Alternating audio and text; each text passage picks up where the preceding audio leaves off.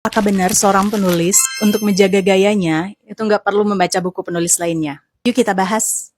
Menurutku, pernyataan soal orisinalitas karya seorang penulis yang dipandang dari ia tidak pernah membaca karya penulis lain agar tidak terpengaruh gayanya adalah keliru total. George Orwell dalam esainya Why I Write bahkan mengaku bahwa puisi pertamanya pada usia 4 atau 5 tahun adalah bentuk tiruannya dari karya William Blake. Beliau juga pernah menulis sebuah naskah drama yang ia akui sebagai tiruan dari Aristophanes. Orwell dalam esai itu tidak sedang menunjukkan bahwa ia menjiplak gaya atau karya lain. Tapi karena ia, sebagai penulis, itu terbentuk oleh bacaan, oleh zaman, oleh gaya yang lebih dulu ada atau diketahuinya. Orwell dalam esainya ini memberikan semua informasi latar belakangnya untuk seseorang memahami motif menulis, yang jelas nggak muncul tiba-tiba atau turun seperti wahyu dan bakat tanpa latihan.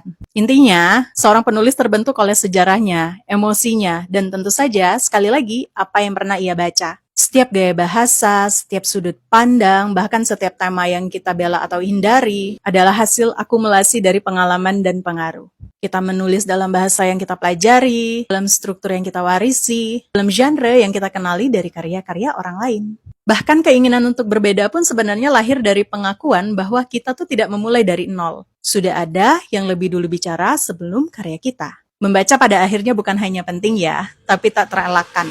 Nah, kalau kita bahkan nggak tahu apa yang sudah pernah ditulis, bagaimana kita bisa tahu apa yang layak kita tulis?